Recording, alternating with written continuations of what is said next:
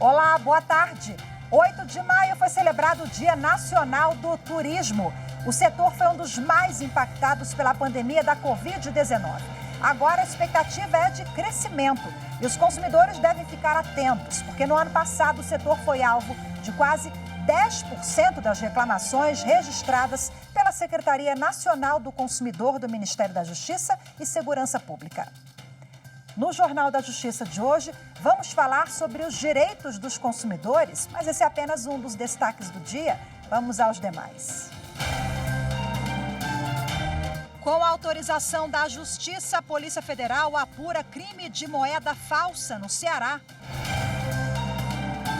Quinta turma do Superior Tribunal de Justiça define que pacote anticrime não retira o caráter hediondo do tráfico de drogas. A ação questionava que a mudança legislativa havia revogado o artigo da Lei 8.072 de 1990, que trazia parâmetros para a progressão de regime no caso de crimes hediondos e equiparados à tortura, tráfico de drogas e terrorismo. E ainda decisões do Supremo Tribunal Federal e exposição Liberdade e Imprensa, o papel do jornalismo na democracia brasileira, são destaques do podcast Supremo na Semana.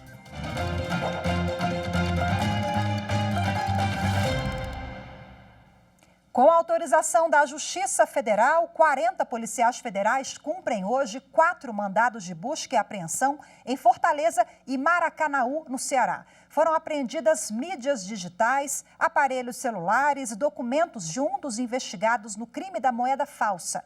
No mês passado, um homem de 24 anos foi preso em flagrante, mas ele fugiu logo depois da audiência de custódia. A Polícia Federal se concentra agora em levantar dados para recapturar o homem que está foragido. Ele foi preso no momento em que recebia uma encomenda postal com R$3.000 em cédulas falsas, adquiridas pelas redes sociais. A sexta turma do Superior Tribunal de Justiça decidiu que revista pessoal baseada em atitude suspeita é ilegal. O colegiado considerou ilegal a busca pessoal ou veicular sem mandado judicial, motivada apenas pela impressão subjetiva da polícia sobre a aparência ou atitude suspeita do indivíduo. No julgamento, o colegiado concedeu habeas corpus para trancar a ação penal contra um réu acusado de tráfico de drogas. Segundo os autos, os policiais que abordaram o homem disseram ter encontrado drogas na revista pessoal e afirmaram que ele estava em atitude suspeita, sem apresentar nenhuma outra justificativa para o procedimento. De acordo com o ministro Rogério Schietti Cruz, relator do caso, a suspeita assim justificada deve se relacionar necessariamente à probabilidade de posse de objetos ilícitos, pois a busca pessoal tem uma finalidade legal de produção de provas. E neste caso, diante da total ausência de descrição sobre o que teria motivado a suspeita no momento da abordagem, o ministro afirmou que não é possível acolher a justificativa para a conduta policial. Para ele, o fato de terem sido encontradas drogas durante a revista não convalida a ilegalidade prévia. Desta forma, por unanimidade, os ministros da sexta turma consideraram que, para a realização de busca pessoal, conhecida popularmente como baculejo, enquadro ou geral, é necessário que a fundada suspeita a que se refere o Código de Processo Penal seja descrita de modo objetivo e justificada por indícios de que o indivíduo esteja na posse de drogas, armas ou outros objetos ilícitos, evidenciando-se a urgência para a diligência. A quinta turma do Superior Tribunal de Justiça definiu que o chamado pacote anticrime não retirou o caráter hediondo do crime de tráfico de drogas. Ao rejeitar o habeas corpus, a quinta turma estabeleceu que as alterações promovidas pela Lei 13.964 de 2019, conhecida como pacote anticrime, não retiraram a equiparação do delito de tráfico de entorpecentes a crime hediondo. A ação questionava que a mudança legislativa havia revogado o artigo da Lei 8.072 de 1990, que trazia parâmetros para a progressão de regime no caso de crimes hediondos e equiparados à tortura, tráfico de drogas e terrorismo. Devido à revogação, a defesa pedia a aplicação ao delito de tráfico das frações de progressão de regime previstas na Lei de Execução Penal para os crimes comuns. O relator do habeas corpus, ministro Reinaldo Soares da Fonseca, explicou no voto que, com base na Constituição Federal, a lei considerará inafiançáveis e impossibilitados de graça ou anistia a prática de tortura, o tráfico ilícito de entorpecentes, o terrorismo e os definidos como crimes hediondos. Ainda segundo o ministro, o pacote anticrime apenas estabeleceu que não se considera hediondo ou equiparado a ele o tráfico de drogas descrito no artigo 33 da Lei 11.343 de 2006, O dispositivo, segundo o ministro, consagrou o tratamento diferenciado que já era atribuído pela jurisprudência ao tráfico privilegiado. Assim, a quinta turma do STJ estabeleceu que as alterações promovidas pelo pacote anticrime não retiraram a equiparação do delito de tráfico de entorpecentes a crime hediondo, o que está previsto na própria Constituição. O ministro Ricardo Lewandowski, do Supremo Tribunal Federal, negou seguimento a um habeas corpus que foi apresentado em favor da professora e empresária, sócia de uma escola infantil da Zona Leste de São Paulo. Ela foi presa preventivamente em meio a investigações sobre maus tratos e outros crimes contra crianças. Na decisão, o ministro Lewandowski afirma que o habeas corpus foi apresentado no Supremo sem que tenha sido esgotada a jurisdição do Superior Tribunal de Justiça. Por isso, a sua análise e a análise do ministro configuraria supressão de instância. Além disso, o relator não verificou anormalidade flagrante, ilegalidade ou abuso de poder que possam afastar a impossibilidade processual de analisar o que foi trazido no habeas corpus. A exposição Liberdade e Imprensa, o papel do jornalismo na democracia brasileira e as principais decisões da Suprema Corte na última semana são os destaques do podcast Supremo na Semana. No podcast, a jornalista Mariana Xavier e a consultora jurídica da Rádio Justiça, Thaís Faria, conversaram sobre a pauta verde. Em plenário, os ministros decidiram que o Conselho Nacional do Meio Ambiente, o CONAMA, edite em 2 anos uma nova resolução sobre os padrões da qualidade do ar.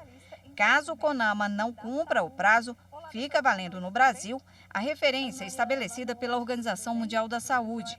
Esse padrão determina a quantidade aceitável de poluentes no ar. Por maioria, os ministros entenderam que essa norma ela não é inconstitucional, mas ela está prestes a se tornar inconstitucional, porque é uma norma de 2018 e que à época foram várias reuniões para se aprovar essa resolução, mas atualmente ela não protege mais de forma suficiente o meio ambiente e por isso os ministros concederam esse prazo de 24 meses para atualização da norma. Outra decisão abordada no podcast foi a que fixou multa de R$ 405 mil ao deputado federal Daniel Silveira, por descumprimento das medidas cautelares impostas pela Suprema Corte. Que foram impostas devem incidir, então, a multa fixada. O relator autorizou o bloqueio de valores pelo Banco Central, estabeleceu o bloqueio de contas bancárias e determinou o desconto de 25% dos vencimentos de Daniel Silveira na Câmara dos Deputados até o pagamento total da multa. E uma outra determinação também do ministro Alexandre de Moraes é que o deputado se apresente à Central de Monitoração Eletrônica no Distrito Federal para devolver a tornozeleira eletrônica que está com ele e receber uma outra. E falou também que caso o deputado não devolva essa tornozeleira, ele pode responder pelo crime de apropriação indébita. A consultora jurídica Thaís Faria comentou ainda sobre o arquivamento de ação contra o secretário nacional de Justiça, acusado de dificultar a extradição do blogueiro Alan dos Santos, e sobre a exposição Liberdade e Imprensa, o papel do jornalismo na democracia brasileira, lançada na semana passada e que está aberta ao público no Museu do STF até o dia 4 de julho. Veja a seguir, o setor de turismo foi alvo de quase 10% das reclamações registradas no ano passado pela Secretaria Nacional do Consumidor do Ministério da Justiça. No próximo bloco a gente vai falar sobre os direitos dos consumidores nessa área. Daqui a pouquinho, volto já.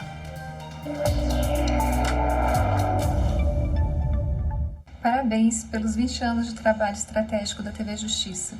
Ela é um canal fundamental para alinhamento entre todos os 200 milhões de cidadãos brasileiros, que todos têm necessidade de ter informações sobre as leis, sobre as estratégias de trabalho do judiciário, sobre os desafios para serem enfrentados coletivamente. E é somente a partir desse alinhamento que a gente vai poder cumprir a responsabilidade compartilhada, especialmente para a garantia prioritária dos direitos dos cidadãos mais jovens, que são as crianças e adolescentes.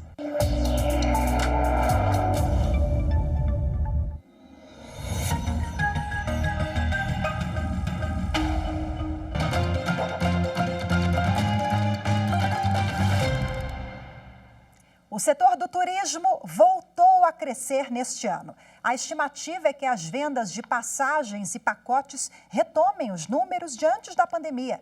Mas o isolamento social provocado pela Covid-19 deixou sequelas e muitos consumidores ainda tentam recuperar os prejuízos. Horas, dias, meses na frente do computador para tentar remarcar as passagens aéreas de uma viagem dos sonhos. Dezenas de e-mails trocados com a agência de viagens e nenhuma solução. Eu sei que foi em média de uns 20 e-mails, 15, 20 e-mails que eu mandava e eles não me respondiam. Era sempre assim, desviando o assunto. Yasmin, as irmãs, o noivo e um amigo iriam para o Chile. Férias planejadas nos mínimos detalhes. O que eles não esperavam foi que a data coincidiria com um dos momentos mais críticos da Covid-19, o que levou ao cancelamento de voos em todo o mundo. Até aí, tudo bem. O problema é que a empresa que vendeu as passagens não respeitou as regras de remarcação e reembolso. Foi remarcado acho que umas 2 ou 3 vezes até o ano de 2022. A gente cansou e a gente pediu, de fato, o nosso reembolso. O setor de turismo foi alvo de quase 10% das reclamações registradas no ano passado pela Secretaria Nacional do Consumidor do Ministério da Justiça. A maior parte com as mesmas queixas da Yasmin. Quase 108 mil registros foram de pessoas que tiveram problemas com passagens aéreas. Segundo o Ministério do Turismo, a atividade representa 8% do produto interno bruto, a soma de todas as riquezas produzidas pelo Brasil. Movimentação de mais de 152 bilhões de dólares. A pandemia, no entanto, abalou o setor. De acordo com a Associação Brasileira das Operadoras de Turismo, em 2021 as vendas caíram pela metade em relação a antes da crise sanitária. Isso impactou também nos empregos. 1 milhão de pessoas que atuavam de forma direta e indireta perderam o trabalho. No caso da hotelaria, nós ficamos em torno de 80% da hotelaria fechada, com ocupação entre 5% a 8%. O caso da Yasmin foi parar no Procon, mas nada foi resolvido pela conciliação. Ela e o grupo de viajantes entraram com ação na justiça, mas 2 anos depois, mesmo com decisão judicial, a companhia aérea não realizou o reembolso dos valores pagos por eles. A gente está aguardando o nosso reembolso. A gente não conseguiu, então, definitivamente ir para a viagem, que era uma viagem dos nossos sonhos, era uma viagem super planejada por nós, né? Então, é algo assim que realmente nos afeta bastante diariamente.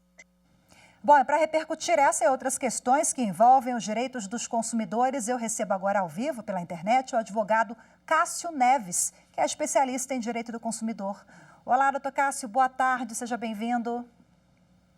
Boa tarde, Rafaela, boa tarde aos ouvintes.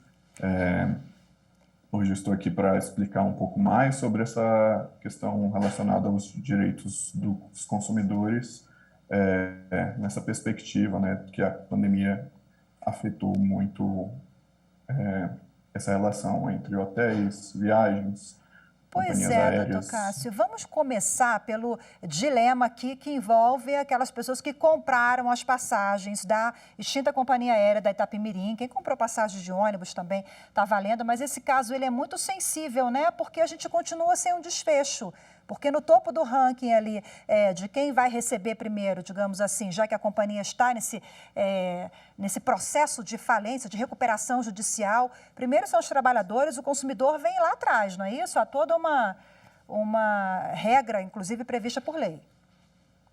Exatamente. O caso da Itapemirim, ele é extremamente sensível, até por essa questão que a empresa ela atuou por um período muito curto, foram 6 meses. O grupo já estava em recuperação judicial durante a criação da empresa de companhia aérea, né? O grupo Itapemirim já passava por isso, e resta aos consumidores que se sentiram prejudicados com a falta de operação da companhia, tentar buscar seus direitos, né, com base num pedido ali de uma ação judicial indenizatória, seja pedido por danos morais, né, aqueles danos decorrentes de eventuais prejuízos materiais de fato, né, a questão de hotel, aluguel de carro em si, que podem ter perdido ali por conta de uma remarcação ou por conta de não terem viajado e não conseguiram reembolso, então isso caberia numa esfera de dano material, e eventual dano moral seria aquilo que o abalo emocional, né, aquela viagem dos sonhos que não foi possível realizar, e todas essas questões. O caminho indicado é o quanto antes entrar com uma ação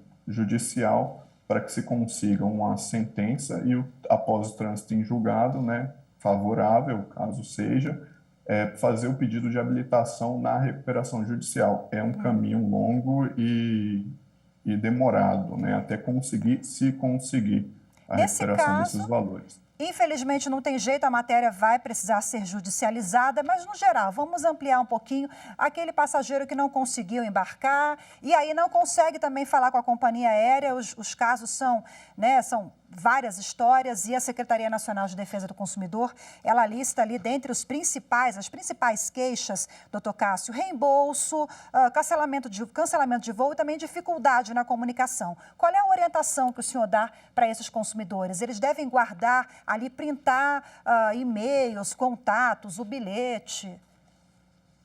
Olha, o ideal é que se guarde toda a documentação e toda a conversa que os consumidores tenham com as companhias, enfim, até ligações, guarda aquele número de protocolo, né, quando você consegue entrar em contato por telefone, até para eventualmente pode ser buscado o PROCON para realizar uma tentativa de acordo, diretamente à companhia, se possível. Normalmente a gente sabe que a via da companhia é sempre mais demorada, é difícil até o contato, e esses documentos vão auxiliar numa ação judicial também, se caso seja necessário isso.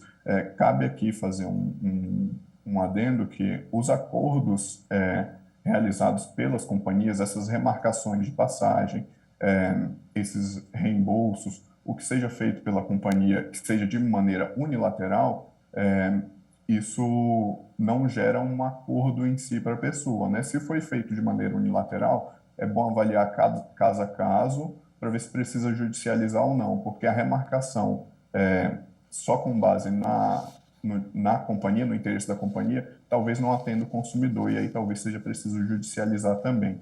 A gente sabe que o bom senso deve prevalecer, porque nós vivemos um momento atípico, excepcional em todo o mundo, em virtude da pandemia, mas durante esse período, doutor Cássio, é bom a gente frisar que não houve uma flexibilização no Código de Defesa do Consumidor, né? As regras, portanto, elas continuaram válidas e qualquer medida, qualquer falha na prestação de serviço deve, sim, ser questionada pelo consumidor. Eu digo isso porque várias medidas provisórias foram editadas na época da pandemia, inclusive medidas, uma MP que deu fôlego às companhias que puderam parcelar ali, né, dividir o reembolso, mas, sobretudo, os direitos em linhas gerais estão garantidos mesmo na pandemia, estiveram.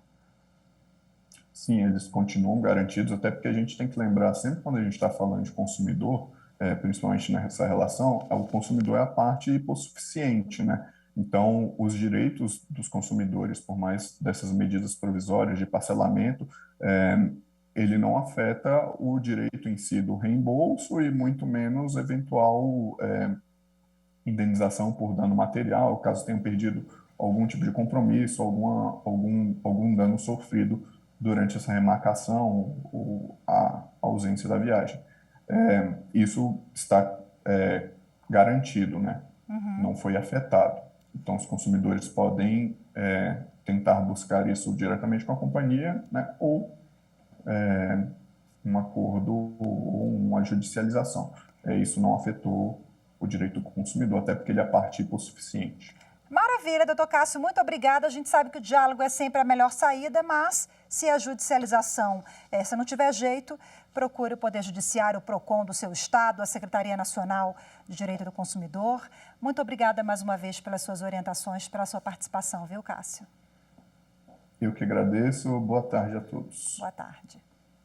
E você vai ver a seguir, Centro de Formação Profissional será construído em Aracatu, no interior da Bahia, para beneficiar jovens resgatados do trabalho em condições análogas à escravidão.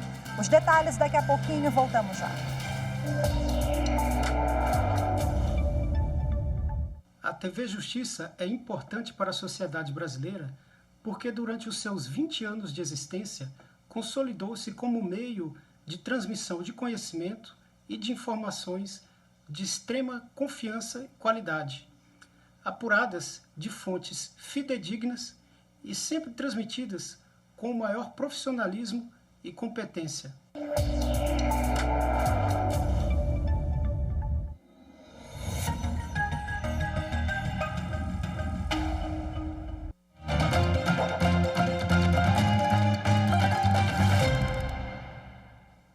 O Ministério Público Federal se posicionou a favor de maternidade em Natal ser obrigada a incluir fisioterapeutas na equipe de UTIs neonatais e materna durante todo o horário de funcionamento.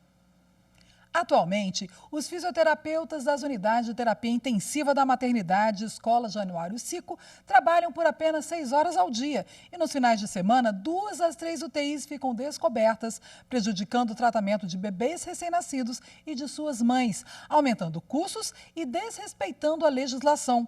Para a Procuradora da República que atua no caso, sem a equipe mínima necessária atuando de forma ininterrupta, a administração da empresa está descumprindo regra técnica de profissão e colocando mães e recém-nascidos em perigo.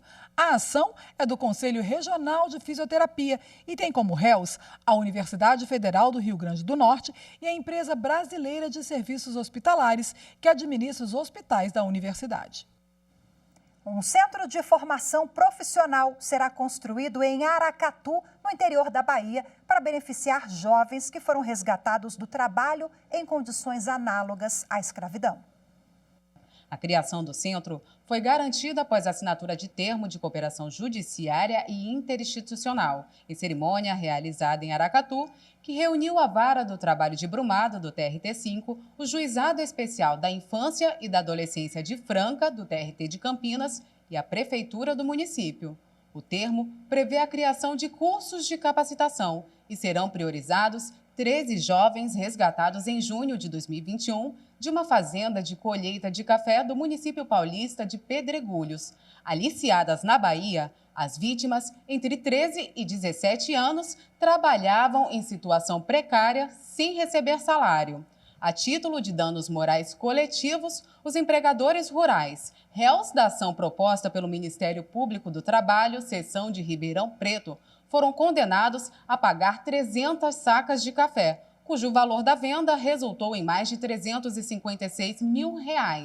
O montante será destinado para a compra de equipamentos e também para a reforma estrutural do edifício, onde ficará localizado o Centro de Formação, com previsão de funcionamento para agosto de 2022.